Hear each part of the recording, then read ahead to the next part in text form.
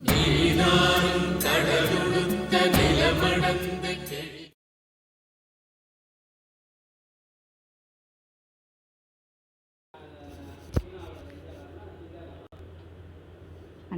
குழந்தைகளுக்கும் பெற்றோர்களுக்கும் என் முதற்கண் வணக்கத்தை தெரிவித்துக் கொள்கிறேன்.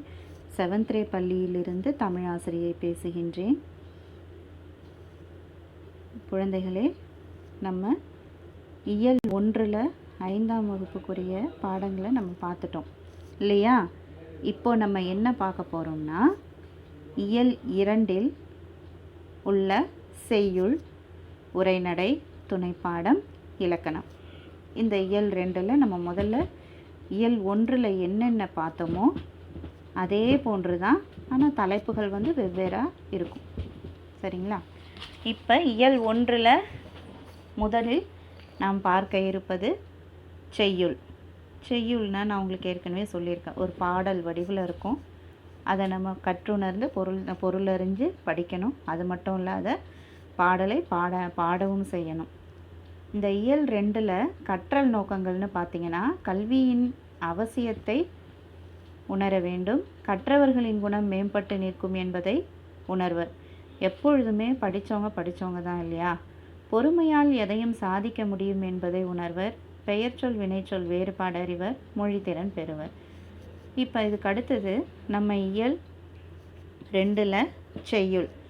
செய்யுளில் மூதுரை என்ற செய்யுள் பகுதியை நம்ம பார்க்க போகிறோம்.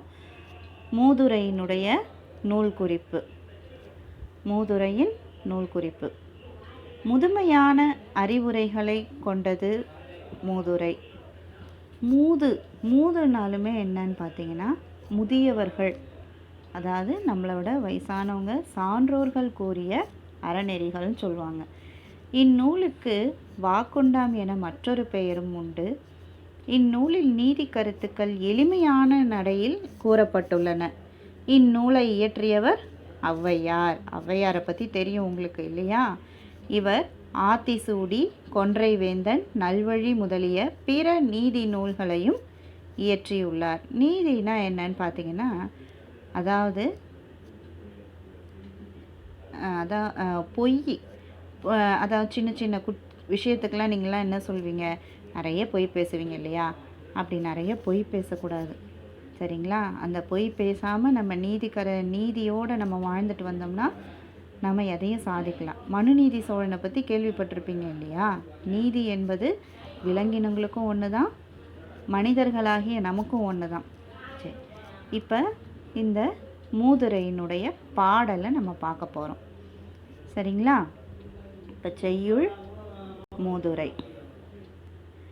அடக்கம் உடையார் அறிவிலர் என்றெண்ணி கடக்க கருதவும் வேண்டா, மடைத்தலையில் ஓடுமீன் ஓட உருமீன் வருமளவும் வாடியிருக்குமாம் கொக்கு. இந்த பாடலில் கொக்கு என்ற பறவை என்னென்ன செய்யும்? இப்போ கொக்கினுடைய குணங்கள் என்னென்ன நீங்களாம் சொல்வீங்க. கொக்கில் நிறைய வகைகள் இருக்குது. நாரை, அதுக்கடுத்து வேறு நிறைய வகைகள்லாம் இருக்குது இல்லையா? சரி, கொக்கினுடைய குணம் என்னன்னு பார்த்தீங்கன்னா, பொறுமை. அதற்கு எடுத்துக்காட்டு பொறுமை தான் இல்லையா? ஏன் அதை நம்ம பொறுமைன்னு சொல்கிறோன்னு பார்த்தீங்கன்னா, அதாவது ஒரு ஆற்றினுடைய பகுதியில் கொக்கு என்ன பண்ணும்? ஓரப்பகுதியில் நின்றுட்டுருக்கும். நிற்கும் பொழுது அது தன்னுடைய உணவை என்ன பண்ணுன்னா தேடிக்கிட்டே இருக்கும். அதாவது அடுத்தவர்களையும் என்ன செய்கிறாங்க, எப்படி பண்ணுறாங்கன்னு அக்கம் பக்கத்துலேயும் பார்க்கும். அது மட்டும் இல்லாத தனக்கு உணவு இந்த ஆற்று பகுதியில் நல்ல நீர் ஓடிக்கிட்டே இருக்கும் பொழுது தன்னுடைய ஒற்றை காலால் நிற்கக்கூடியது தான் கொக்கு இல்லையா? ஏன் அது ஒற்றை காலால் நிற்கிதுன்னா, தனக்கான இரையை தேடுவதற்காக நிற்கிறது. அப்படி நிற்கும் பொழுது மீன்கள் எல்லாம் அவற்றினுடைய கால் பகுதியில் வரும்பொழுது அது என்ன பண்ணுன்னா, கீழே, அதாவது அந்த ஆற்றின் நீரை பார்த்துக்கிட்டே இருக்குமா. பார்த்துக்கிட்டே இருந்து சட்டுன்னு அந்த மீனை கொத்தி சாப்பிடுமா இல்லையா? அப்படிப்பட்ட அந்த குணமுடையது தான் அந்த கொக்கு. சரி, அப்போ அந்த குணத்தினால என்ன, ஒரு பொறுமையாக இருந்தால் நம்ம எதையும் சாதிக்கலாம்னு நம்ம பார்த்தோம் இல்லையா? இப்போது இந்த பாடலினுடைய பொருளை பார்ப்போம். என்ன பொருள் சொல்கிறாங்க அப்படின்னு பார்ப்போம். அதாவது மடையில் பாய்கின்ற நீரில் ஓடுகின்ற சிறு மீன்கள் ஓடிக்கொண்டிருக்க, சின்ன சின்னதாக குட்டி குட்டி மீன்கள்லாம் என்ன பண்ணும், ஓடிக்கிட்டே இருக்கும். கொக்கானது தனக்கு இரையாகக்கூடிய பெரிய மீன்கள் வரும் வரை அசைவின்றி காத்திருக்கும். கொக்கினுடைய குணம் என்ன, அந்த ஆற்று பகுதியில் இருக்கக்கூடிய அந்த மீன்கள் நோக்கி பார்த்துக்கிட்டே இருக்கும். பார்த்துக்கிட்டே இருக்கும் பொழுது சிறிய மீன்களை விட்டுட்டு அது என்ன பண்ணும், தனக்கு பெரிய மீன்களை தான் இரையாக்கி கொள்ளணும் அப்படின்னு சொல்லிட்டு நினைக்கும் இல்லையா. அந்த பெரிய மீன்கள் வரும் வரை அசைவின்றி காத்திருக்கும். அதுபோல மனிதர்களாகிய நாம் எப்படி இருக்கணும் அப்படின்னு சொல்லிட்டு சொல்கிறாங்கன்னா, தமக்குரிய காலம் வரும் வரை சிலர் அடங்கி இருப்பார்கள். தமக்குரிய காலம், அதாவது காலங்கள் ஒரு முறை தான் நம்ம வாசல் கதவை தட்டுன்னு சொல்லுவாங்க. அப்போ நம்ம அதை பயனுள்ளதாக ஆக்கிக்கொள்ளணும் இல்லையா. காலம் வரும் வரை சிலர் அடங்கி இருப்பார்கள். அவர்களை அறிவில்லாதவர் என எண்ணி வெல்ல நினைக்க வேண்டாம். அவங்கள நம்ம என்ன பண்ணக்கூடாது, வரும் வரை காத்திருப்பாங்கப்பா, எப்போ வருது எப்படி வருது இதெல்லாம் நமக்கு தெரியாது. ஆனால் வரும் வரை காத்திருக்க வேண்டும். அப்படி காத்திருப்பவர்களை நாம் என்ன பண்ணக்கூடாதுன்னா, ஏளனமாக நம்ம பார்க்கக்கூடாது. ஐயோ அவங்களுக்கு காலம் வரும் வரை காத்துக்கிட்டே இருந்தால் என்ன தான் நடக்கும் அப்படின்னு சொல்லிட்டுலாம் நம்ம என்ன பண்ணக்கூடாது, அவங்கள ஏளனப்படுத்தி நம்ம பார்க்கக்கூடாது. சரிங்களா. இப்போ இந்த பாடல் பொருள்னு பார்த்திங்கன்னா, அடக்கம் என்பது பணிவு. மனிதர்களாகிய நமக்கு பணிவு குணம் என்பது மிகவும் அவசியமான ஒன்று. அதாவது உன்னுடைய அந்த மலையையும் பனி போல் ஆக்குவது நம் கையில் தான் இருக்குது இல்லையா. அதுக்கு அடுத்தது கடக்க. கடக்கனா வெல்ல, வெல்ல. மடைத்தலை, நீர் பாயும் வழி. மடைத்தலை என்பது என்ன, நீர் பாயும் வழி. அறிவிலர், அறிவு இல்லாதவர். அறிவு இல்லாதவர். அறிவில்லாதவர். கருதவும் நினைக்கவும்.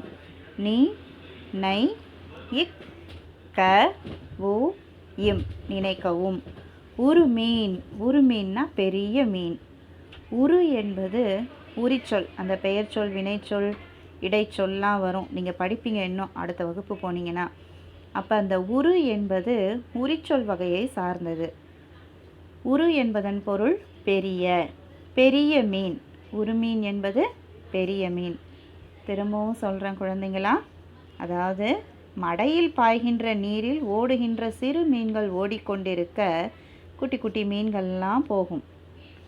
ஆனால் பொறுமையாக இருந்தால் நம்ம எதையும் சாதிக்கலாம். கொக்கானது தனக்கு இரையாகக்கூடிய பெரிய மீன்கள் வரும் வரை அசைவின்றி காத்திருக்கும்.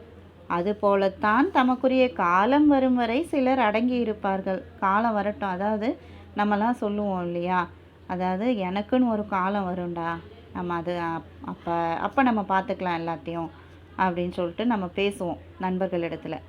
அவர்களை அறிவில்லாதவர் என எண்ணி வெல்ல நினைக்க வேண்டாம். அறிவு இல்லைன்னு அவங்களுக்கு நினச்சிடக்கூடாது நாம் இல்லையா. அவங்களாலையும் எல்லாத்தையும் சாதிக்க முடியும். சாதிக்கணுங்கிறது அவங்களுக்கு ஒரு பெரிய நம்பிக்கையாக இருக்கும்.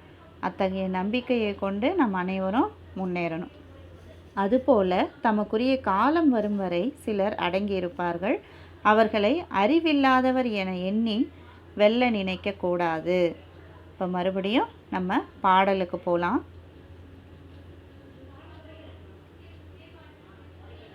மூதுரை.